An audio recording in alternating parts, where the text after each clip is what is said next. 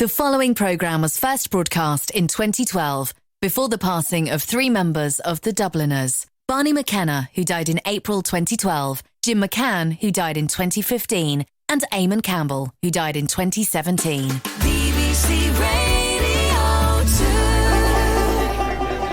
2. O'Donoghue's pub, Merrion Row, Dublin. 50 years ago, something special happened here. One of those simple but rare and magical occasions when the right set of individuals met at just the right moment and formed a truly great band, the Dubliners. Well, in the merry month of May, now from me home I started, left the girls and two were nearly broken hearted, saluted father dear, kissed me darling mother, drank a pint of beer, me grief and tears to smothered enough to reap the corn and leaf, for I was born, God a stout McClard, a banished ghost and goblins, a brand new pair of brogues to rot the love of the bogs and frighten all the dogs on the Rocky Road to Dublin. 1, 2, 3, 4, 5, up to Herrington and down the Rocky Road and all the ways to Dublin. It was like the Beatles. It was the beginning of something new. They represent the Irish tradition, but also an audience reaction that is extraordinary. The Dubliners had that rock and roll thing going on. There's the humour, there's the brio, there's the energy, there's the expertise. It's all there. I'm Mark Radcliffe, and over the next hour I'm going to trace the history of an extraordinary ballad group that changed the face of Irish music. Charismatic, gifted and ultimately iconic, the Dubliners started out as edgy outsiders, but became cultural ambassadors. Their story is one of musical highs and tragic lows, of bars drunk dry and beards grown long. So follow me as we go down the Rocky Road from Dublin. Quickly clear the way for the Rocky Road to Dublin. 1, 2, 3, 4, 5, up to Herrington or down the Rocky Road and all the ways to Dublin.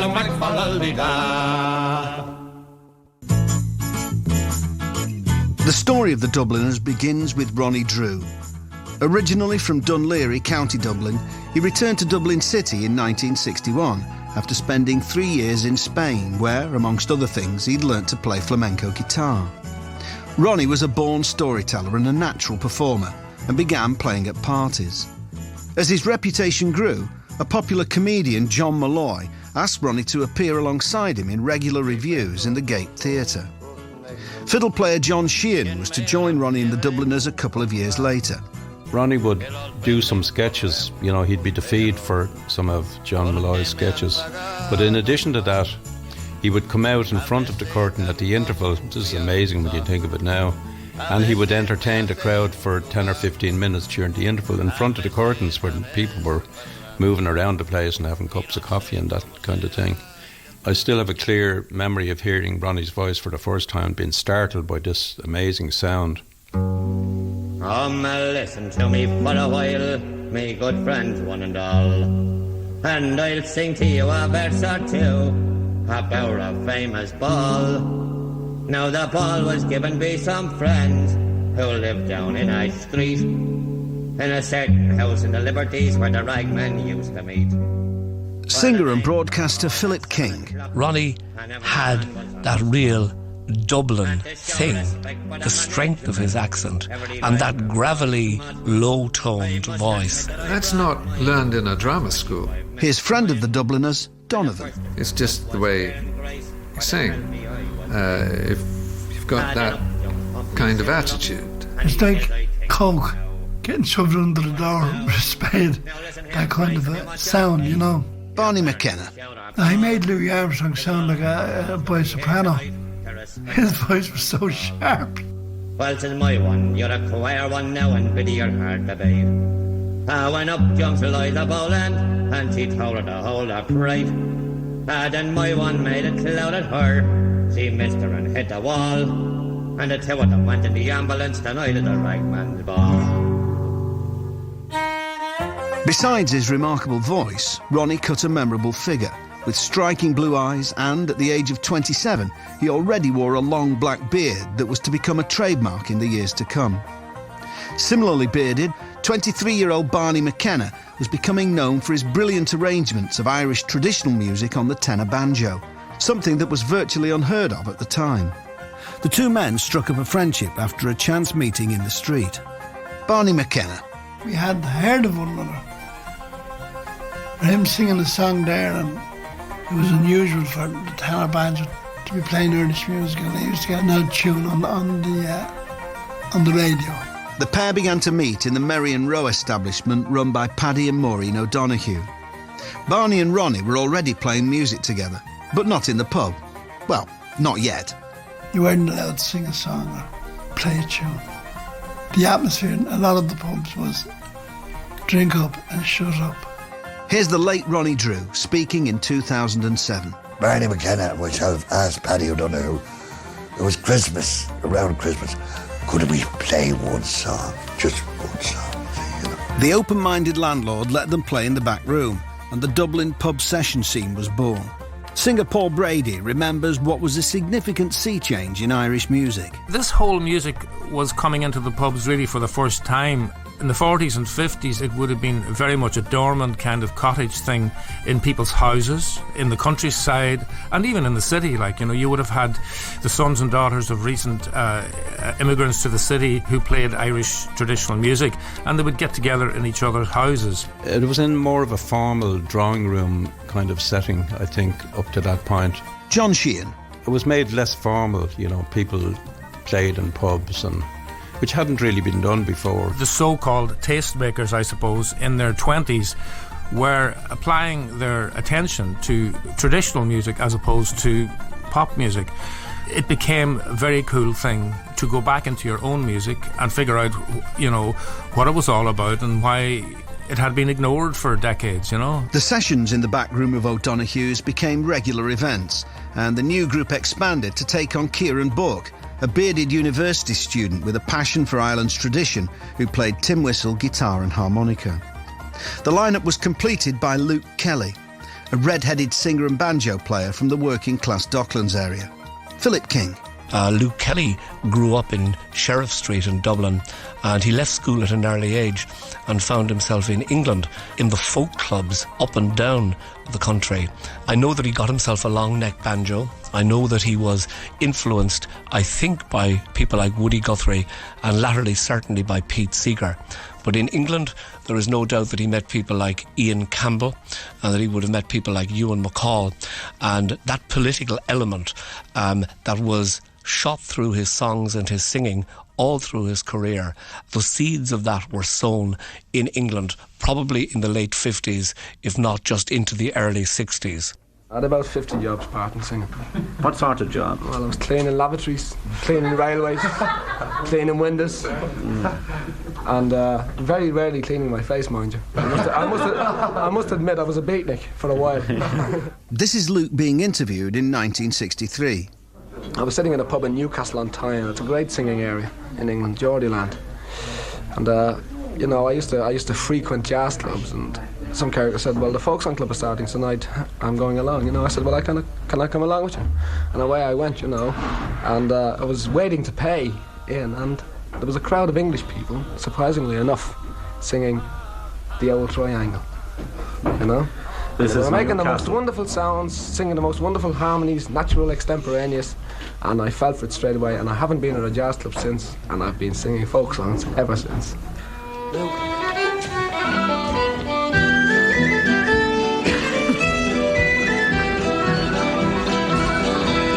Good evening, all me jolly lads, I'm glad to find you well. If you'll gather all around me now, the story I will tell. For I've got the situation, and me gar and me gob. I can whisper I've the weekly wage of 19 bob. In Luke Kelly, this remarkable group had found another unique talent. I heard somebody describe him once in saying that he had a voice that was like an iron bar. Philip King. His personality was quiet, almost shy and retiring, but when he stood up to sing, he owned the room. He fully became the song. There's a version of a song called The Hot Ash Felt, which has a lot to do with England and about his really coming of age and growing up musically in England. The other night a copper comes and he says to me, Maguire, would you kindly let me light me pipe down at your boil of fire? Well, he planks himself straight down and with hobnobs up to late. Here says I'm a decent man, you better go and mind your paint. His delivery of the song is truly, truly astounding. He's like a jazz musician in the sense that he has already mastered circular breathing. How he does it, I don't know. He seems never to take a breath, and he sings this song at full tilt. I had never heard anyone sing with such passion. Ralph McTell first saw Luke performing on his own in an English folk club. Actually, I found it quite intimidating, quite scary. He seemed enormous, and I was always a lot taller than Luke when we became friends years later.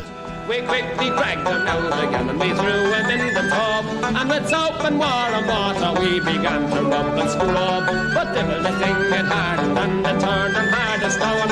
And with every other rupture you could hear the copper groan. I'm thinking, says O'Reilly, that he's looking like old Nick.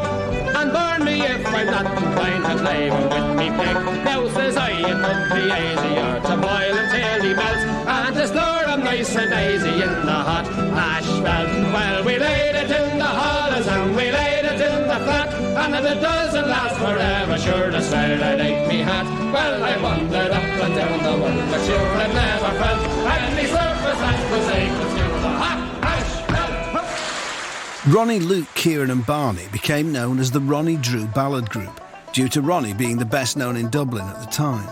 As the band took shape, John Malloy offered them money to do a proper concert in a theatre, which was unusual for such an unconventional folk act. Barney McKenna. So Ronnie said, well, listen, there's a guy putting a show on in the very small theatre called The Gate, and we played there and it was a marvellous success.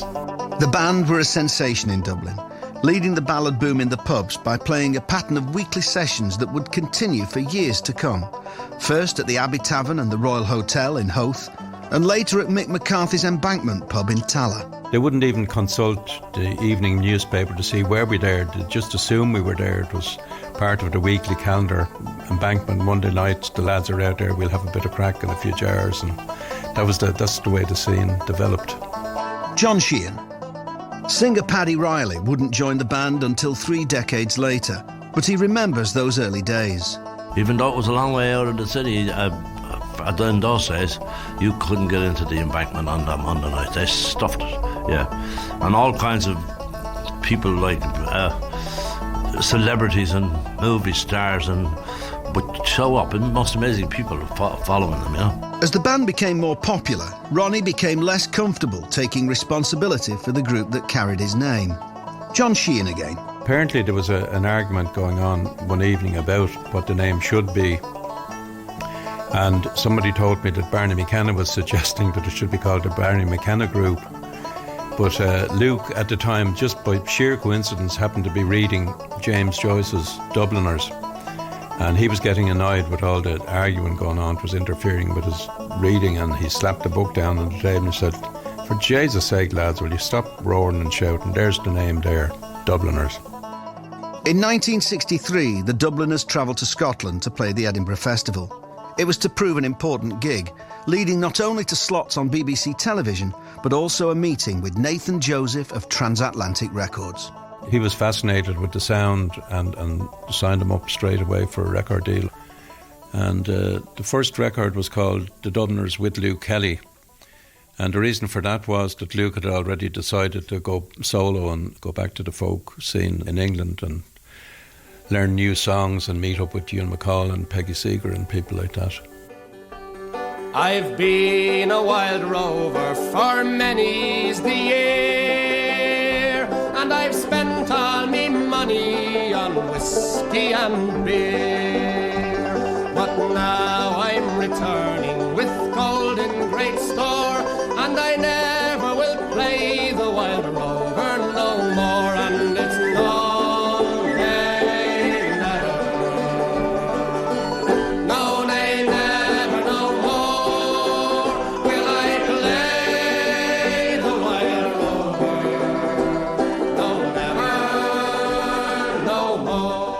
John Sheehan, a classically trained fiddler, and Bobby Lynch, a guitarist and singer, were already playing as a duo during breaks at the band's pub shows in Dublin. When Luke left for England, they joined the band to make up the numbers. A second album for Transatlantic, The Dubliners in Concert, was recorded without the missing Luke at the London home of the English Folk Dance and Song Society. And here they are to sing and play for us, the new, most popular folk song group in Ireland, the Dubliners.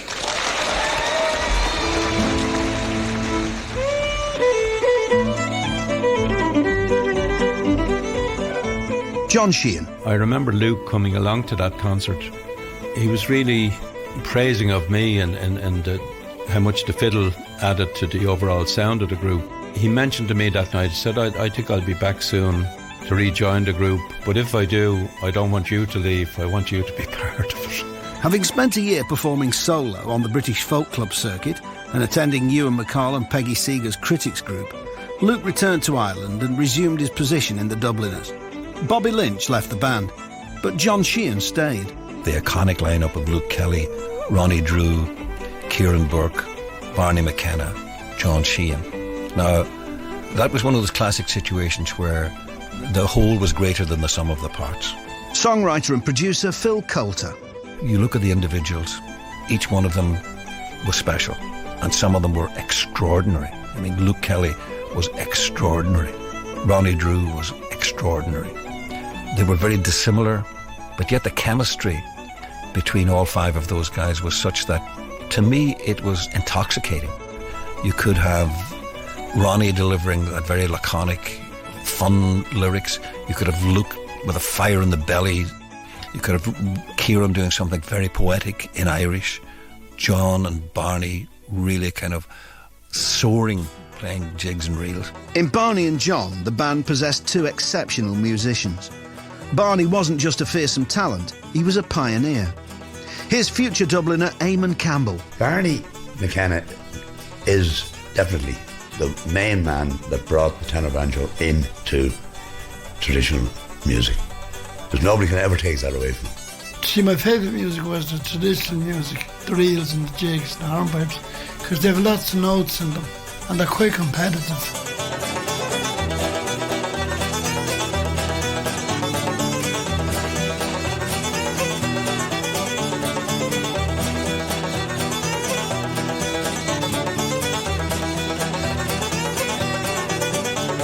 John Sheehan. An old man said to me down the country one time, he came over to us and he said, "Tell me lads, do you read music? Are you gifted?" And Barney is one of the gifted ones, I think. Sometimes I feel great if it's going well, sometimes I feel like an idiot. Sometimes I laugh at my hands and wonder, how did that know where to go? At times, so that's what happens to everybody, I think.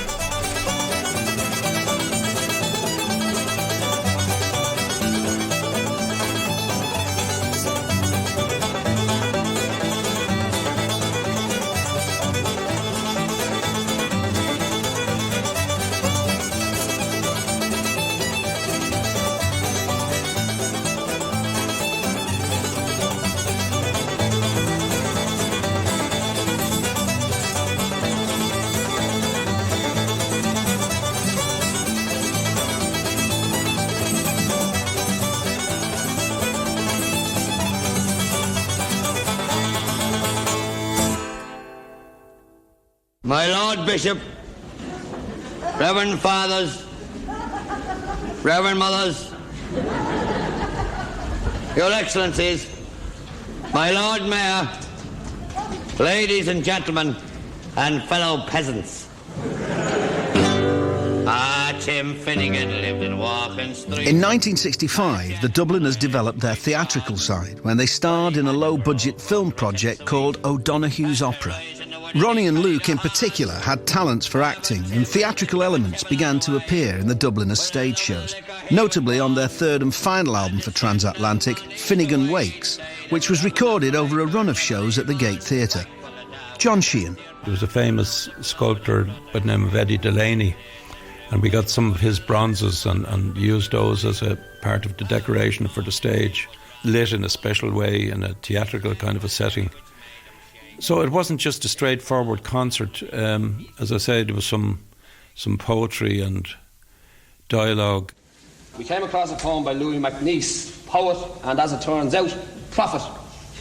A poem called Dublin, just simply Dublin. And this is the first verse of the poem. Is that recorded, Nat?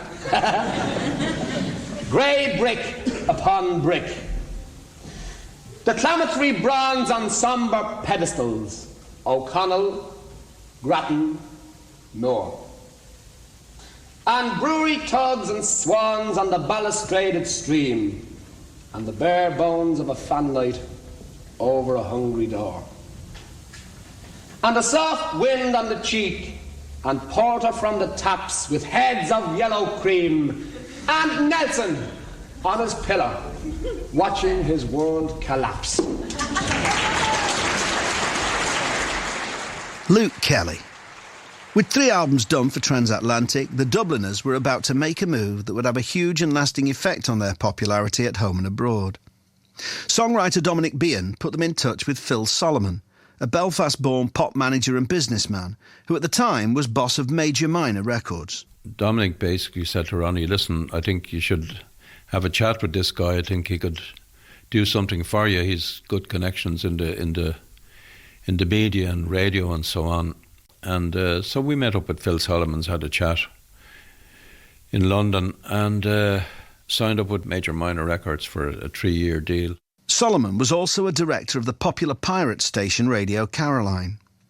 His influence there was to help the Dubliners make their biggest splash yet. The name of this song is The 7 Drunken Nights, but we're only allowed to sing 5 of them, so here goes. Oh, as I went home on Monday night, as drunk could be, I saw a horse outside the door, where my old horse should be. Well, I called me wife and I said to her, will you kindly tell to me, who owns that horse outside the door, where my old horse should be? Ah, you're drunk, you silly old fool, still you cannot see, that's a lovely sow that me mother sent to me. Well, it's many a day I've travelled 100 miles or more, but a saddle on a sow sure I never saw before. The bawdy old song 7 Drunken Nights was popular on the Dublin pub scene, and Phil Solomon chose to release it as a single in spring 1967. Ralph McTell. Funny enough, I knew a version by Blind Boy Fuller, and I recognised it as sort of related, and I thought, well, it must have originally come from this Irish song, you know, about the old fool who can't see there's another man enjoying his wife or whatever, and it was amusing, and I loved Ronnie's voice, although I must say I did get a little tired of 7 Drunken Nights because it was on all the time. Meanwhile, over the sea, Irish National Radio refused to play it. Barney McKenna. They banned it in Ireland, and then the church banned it as well. I think the first to ban it was Radio Ireland. From what I heard, which is interesting, Joe Heaney recorded an Irish language version of the song, and that was often played on radio apparently, but when it was translated into English they didn't seem to like it.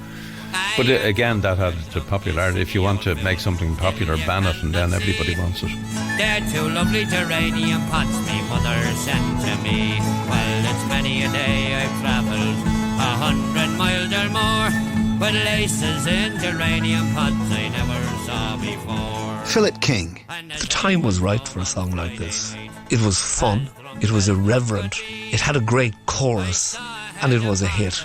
7 Drunken Nights stayed on the UK chart for 3 whole months, peaking at number 7, and it topped the Irish charts. It put the Dubliners on top of the pops and exposed them to a huge new audience. We'd get into a taxi in London somewhere, and taxi drivers said, "Oh, you guys, the Dubliners, this 7 Drunken Nights," you know. So word was getting around, and the Dubliners became a household name, I suppose you could say, in a short time. And it made the difference from playing in small clubs to filling the Albert Hall a couple of times a year.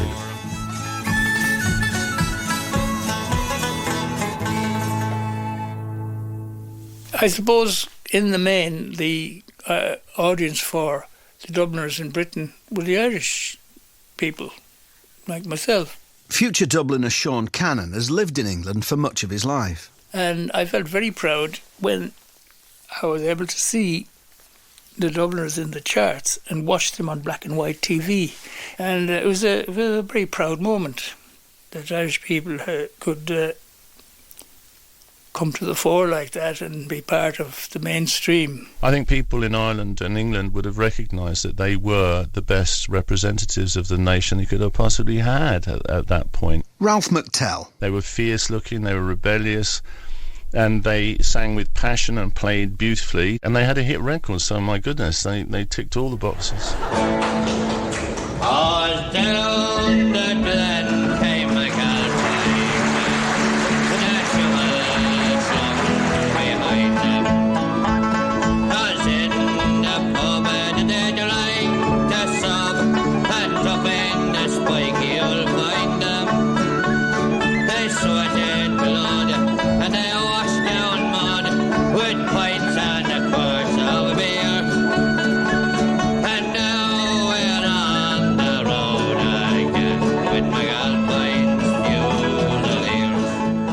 McAlpine's Fusiliers, written by the Dubliners' friend Dominic Behan, sent up the experiences of the Irish labourers who found work rebuilding Britain after the Second World War. They gave a voice to a significant group of Irish immigrants in England that had no voice. Philip King again. When he sang McAlpine's Fusiliers, it became an anthem for those who had left this country and were looking for something to sing their way out of the loneliness of emigration. I remember the day that the Bear O'Shea fell into Copperage stairs. What Horseface said when he saw him dead, well, it wasn't what the rich call prayers. I'm a navvy shirt with a watery tart that reached on to my ears. When the going is rough, well, you must be tough with my Alpine Fusiliers.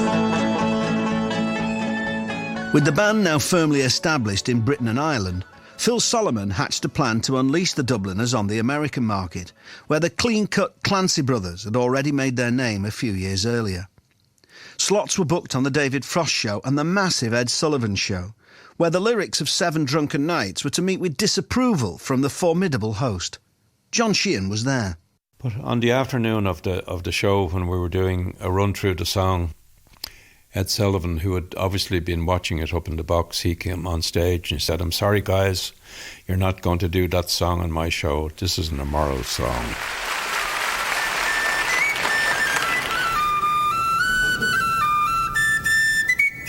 Dressed in green and positioned in front of a mock Irish pub for Paddy's Day, the band performed on the show, but changed their song to Merrion Durkin. In the days I went to sporting, I was never tired of sporting. To an alehouse or a playhouse, and many's the house besides. I told me brother Seamus I'd go off and be right famous, and I never would return again till I roamed the world wide. Goodbye, Merrion Durkin, sure I'm sick and tired of working.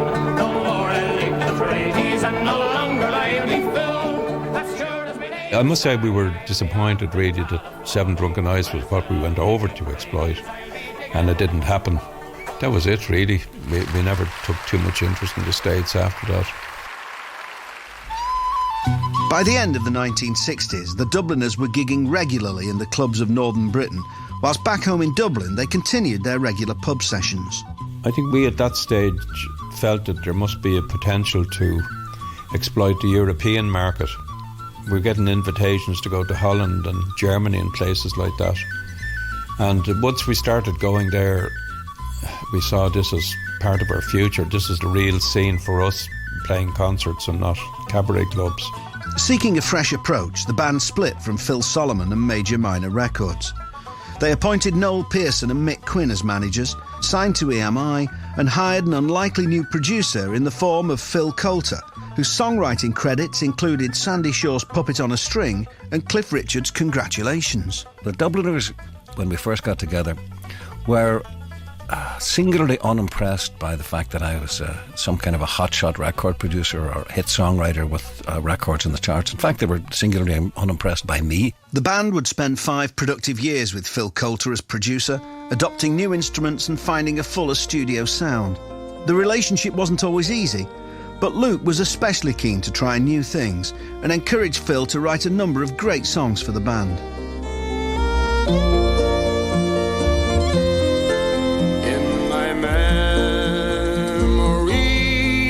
I will always see the town that I have loved so well, where our school played ball by the gas yard wall, and we laughed through the smoke and the smell. Kelly was continually badgering me to write songs of a little more substance, if you like. Songs that would address sort of grown-up subjects, songs that would have some meat on the bone, if you like.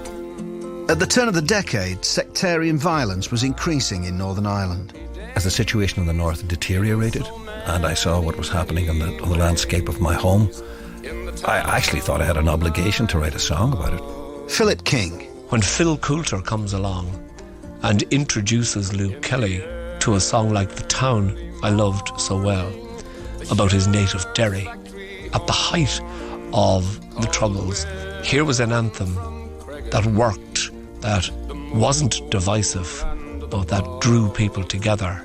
As the Troubles intensified, certain old rebel songs from previous conflicts in Ireland began to carry controversial connotations. Phil Coulter again. There were a couple of notable folk acts in this country who actually made a career out of dealing in those rebel songs. At worst, it was cashing in on a situation which was painful for a lot of people. The Dubliners were never guilty of that. I would have to re-emphasise that. The Dubliners did not play that card. In point of fact, when things began to get very highly charged, the Dubliners would have dropped from their repertoire the sort of rebel songs that would have dated from, 1916, those kind of rebel songs, because they didn't want to add fuel to the flames. Here's Bono, a friend and fan of the band, speaking in 2008. I was very relieved to meet Ronnie Drew. And I don't know, it was Larry asked him about some very, I won't mention their name, some very rah-rah kind of band. And Ronnie just was drinking a pint. And he just said, I'll tell you what I think of them. You want to know what I think of them? And he just poured the pint into a potted plant, full pint into a potted plant. That's what I think of them. He says, we're bigger than that, the Irish. We're bigger than that. We're bigger than division.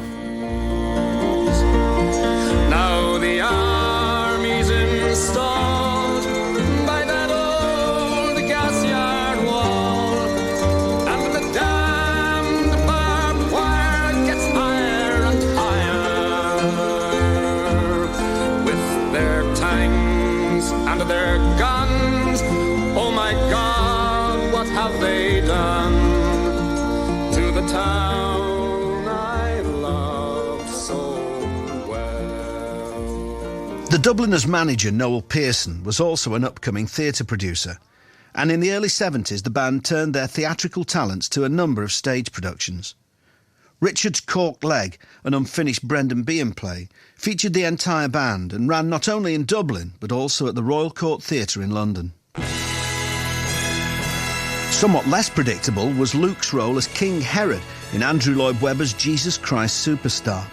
It was 1972 and the first time anything like this had been staged in Dublin. Phil Coulter was made musical director.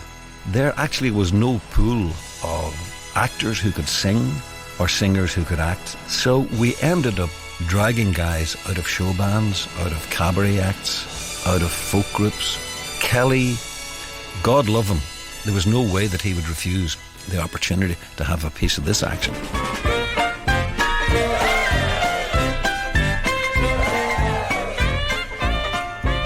I caught Luke in the middle of learning his dance steps, right?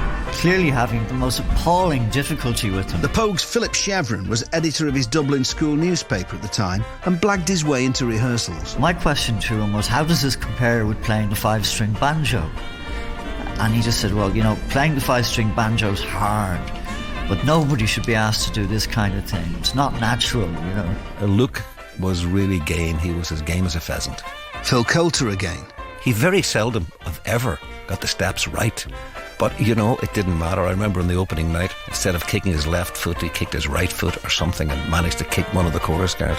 Well, of course, the audience broke up and Kelly just shrugged and gave them one of those Kelly looks. Then it became part of the routine.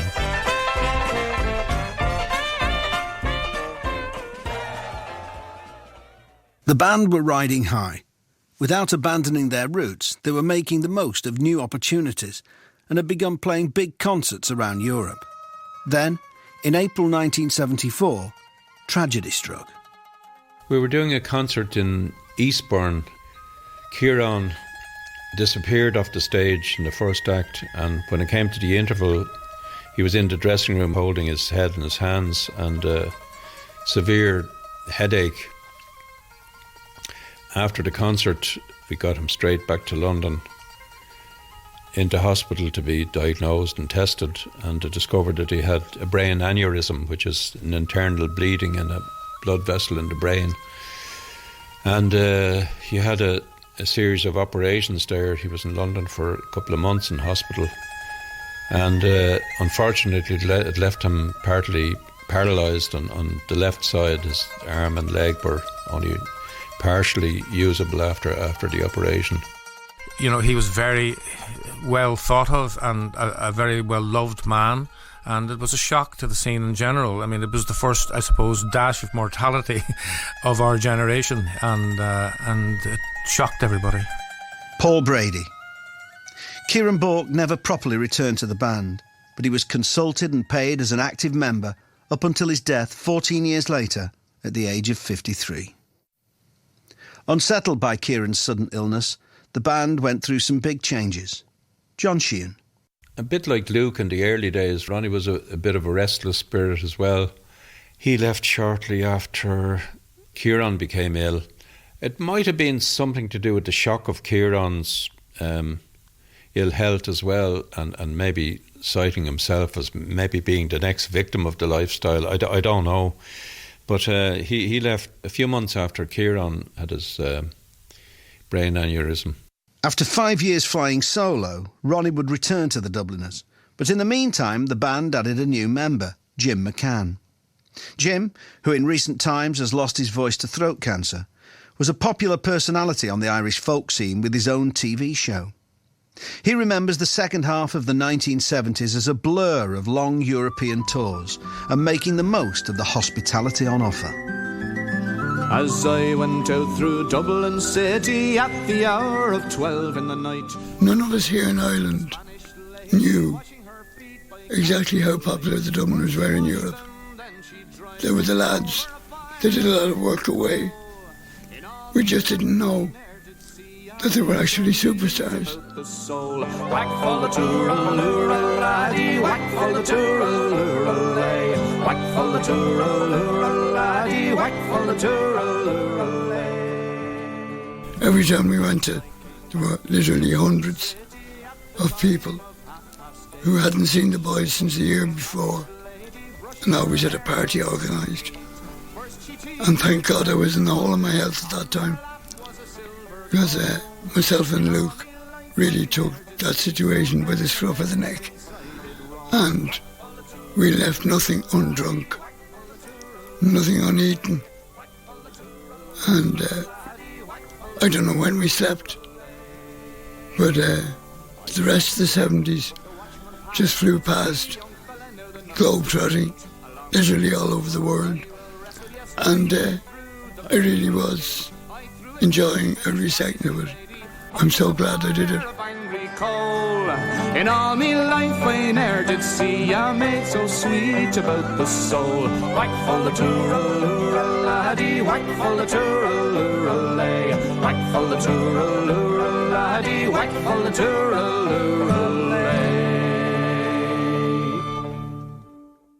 Tired of the constant touring, Jim McCann quit in 1979, making way for Ronnie Drew, who decided to return. Reunited as a four-piece, Ronnie, Luke, John and Barney made an album called Together Again. But a year later, during a gig at the Opera House in Cork, the band was to suffer a second cruel blow. This time, the victim would be Luke Kelly. I became aware of it when I saw a bit of a tremor in his hand playing the banjo. And I thought maybe it's just a bit of stage nerves or something like that. It'd be like getting an attack of an epileptic fit or something. And he sang the song out. He sang it out to the last note.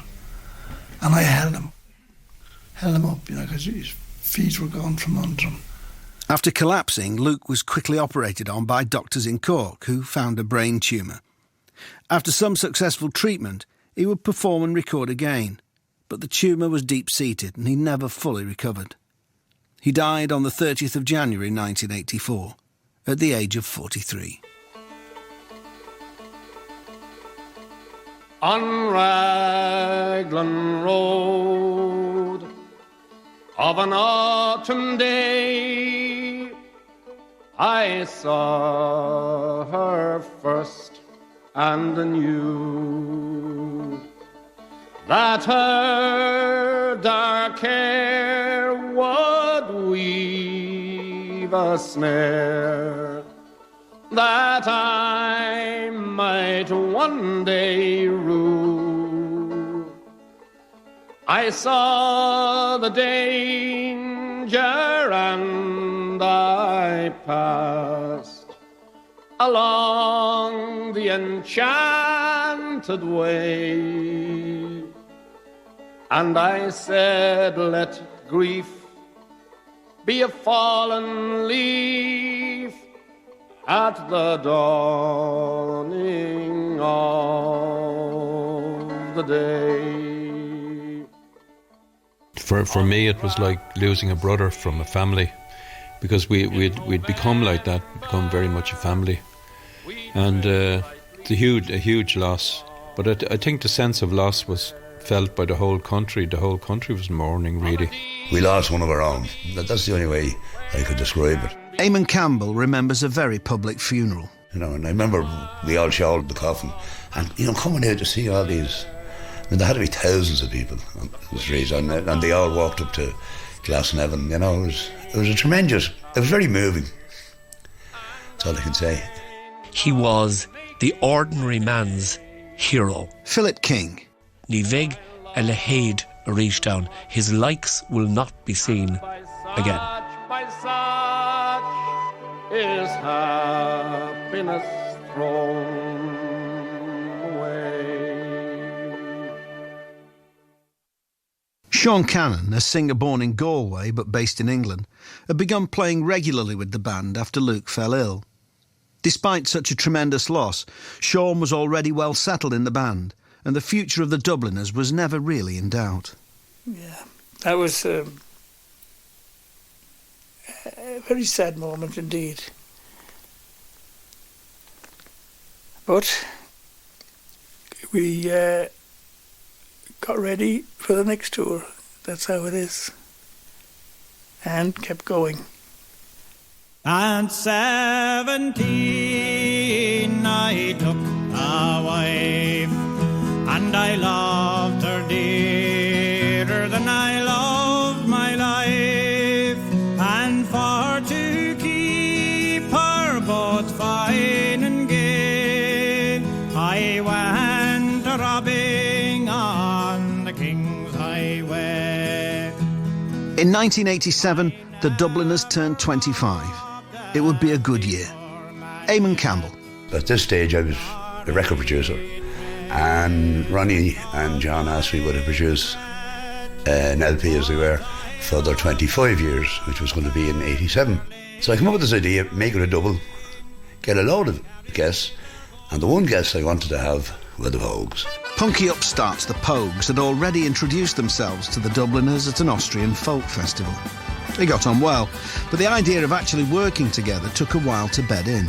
And I will always remember saying, what do we lads, the Pogues?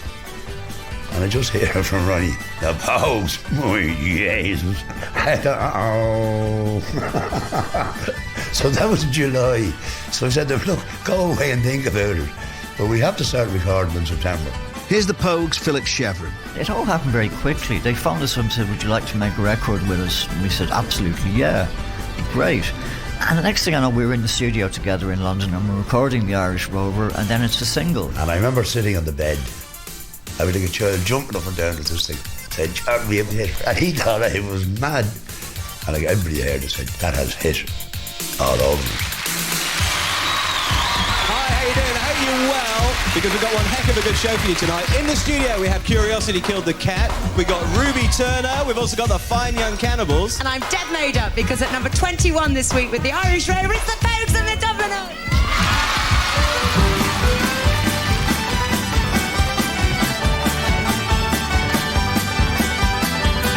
On the 4th of July, 1806, we set sail from the sweet cove of Cork. We were sailing away with a cargo of bricks for the grand city hall in New York.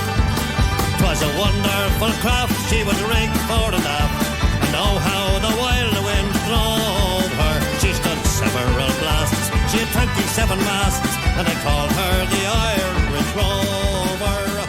Almost exactly 20 years after the success of 7 Drunken Nights, the Irish Rover and its unlikely crew sailed right into the charts and onto Top of the Pops. The Irish Rover was our first top 10 record. To the Dubliners, of course, this was all old history. But I think it gave them a kick, certainly, to know that they were back in the charts again and that people of 12 were buying the records again, you know. We had 8 million miles of old nanny ghost tales and the whole of the Irish Rover. Coming halfway through their 50-year career, the Dubliners' successful union with the Pogues contributed greatly to the longevity that's become a hallmark of the band. And the two groups would record together on a few more occasions. It was just this great feeling amongst the whole lot of us, you know. It was a great experience. It was. Ronnie and the other Dubliners spotted something in Shane that reminded them of Luke. I mean, almost nobody will ever sing as well as Luke Kelly did, but a lot of people come quite close, and Shane is one of them. Here's Ronnie Drew speaking in 2003. Shane appears to be this, that and the other. He's a very gentleman. And they are, in fact, all the Pogues now. This word respectable is a very arbitrary word, you know. Is it doing what people tell you? People who believe they know best. Is respectable, say, the like of Shane and Paddy Kavanagh and Brendan Behan and many, many other writers who may have been eccentric, but nevertheless, they have done work. I think they are the respectable people. In 1995, more than 30 years after the Ronnie Drew ballad group had formed in the back of O'Donoghue's, Ronnie Drew decided to formally leave the Dubliners and go it alone, this time for good. John Sheehan. He was building up some ideas about doing a one-man show with songs and stories and poetry and recitations and that kind of thing. There again, I don't know why he felt he had to leave to do this, because there was always room within the group and the way we work. If somebody wants to pursue some solo thing, that there's always there's never a problem with taking time off to do that.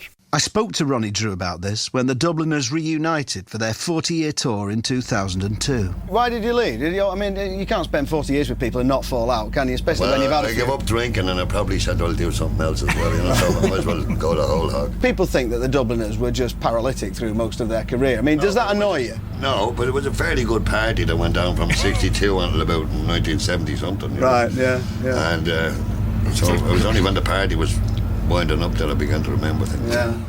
The Dubliners continued by adding Paddy Riley and later Patsy Watchorn to the lineup, whilst Ronnie enjoyed more than 10 years as a solo act.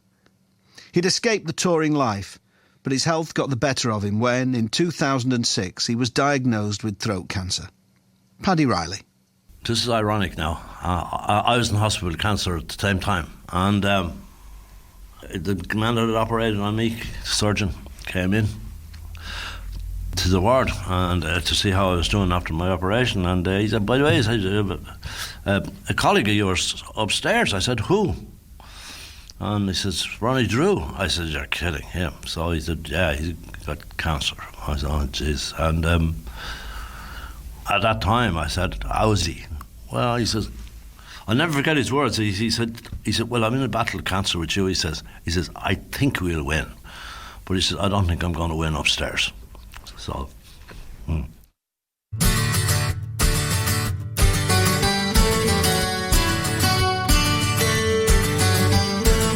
Here's to the Ronnie, the voice we adore, like coals from a coal bucket, scraping the floor. Sing out his praises in music and malts. And if you're not Irish, that isn't your fault. News of Ronnie's serious ill health stirred the Irish musical community. And in the final months of his life and career, a host of performers came out to record the ballad of Ronnie Drew. Clannad's Moya Brennan. Bono and Simon Carmody and a couple of other people were talking about just how amazing the Dubliners were and the legacy that they were leaving and how important to honour them. U2 enlisted the help of the Grateful Dead's Robert Hunter to write the song. Keeler and Ronnie's old bandmates, the Dubliners, added the music, and a mass chorus of friends and fans gathered to lend their voices. I arrived down there and you couldn't see yourself for days of singers, and especially ballad singers, whether it was the Shane McGowns to the Damien Dempseys and the Mondays and the Sinead O'Connors. You know, it just goes to show you how much Ronnie was respected, really.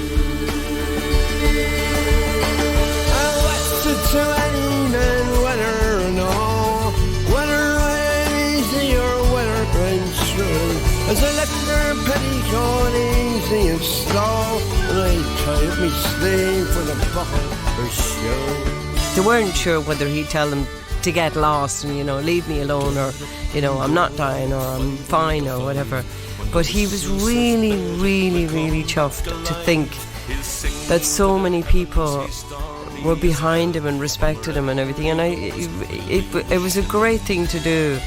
He's one of the heroes of Dublin, and he was honoured as that, and he was thrilled.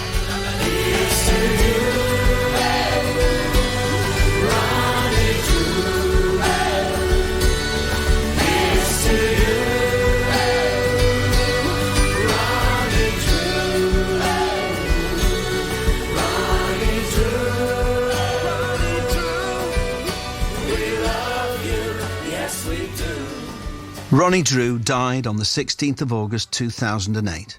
He was 73. Ronnie was a beloved character. We followed his progress and prayed for him, really, because he became one of those national figures. You know, as one of those people in a culture you somehow assume is going to be around forever, you know, and was always there, moreover. I don't think Ronnie ever thought very highly of himself, which is an awful shame, because his talent was singular and will never be heard again. A great singer in Ireland is a very important person. When we raise our voices to sing, we can roll back the fear. Ronnie was a cheerleader in that sort of business, and we revered him, admired him, and we miss him.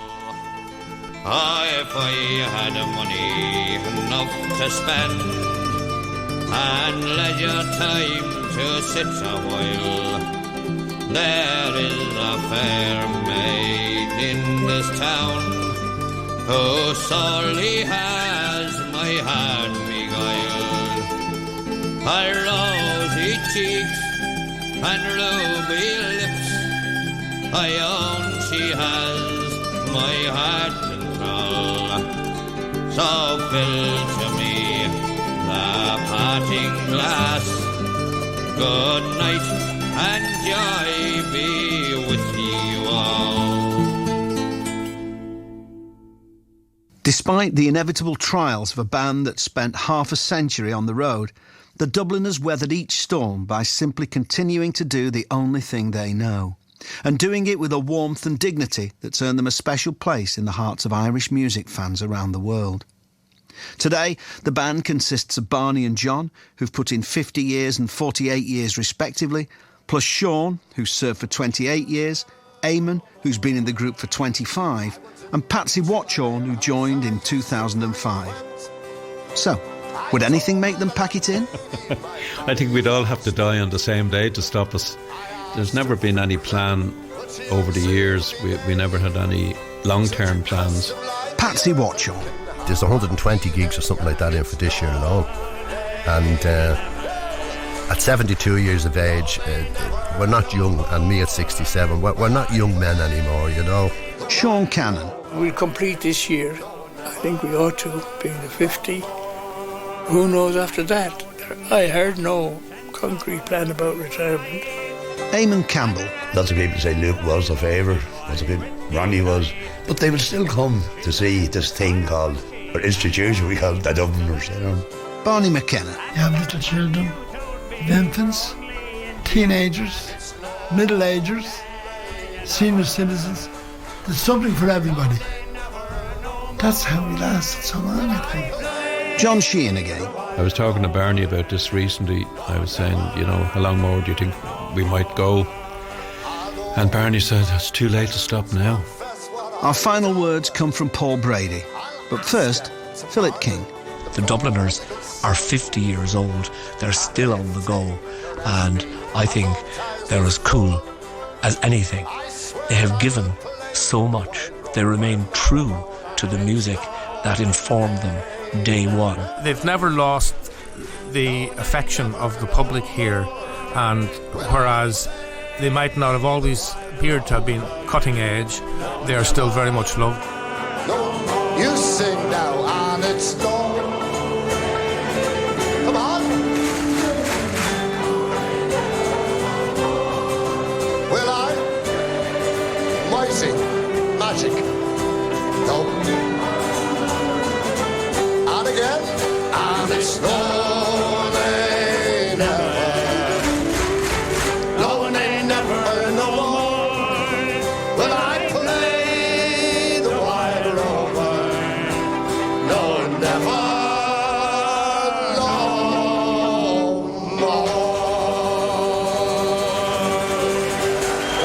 I'm Mark Radcliffe.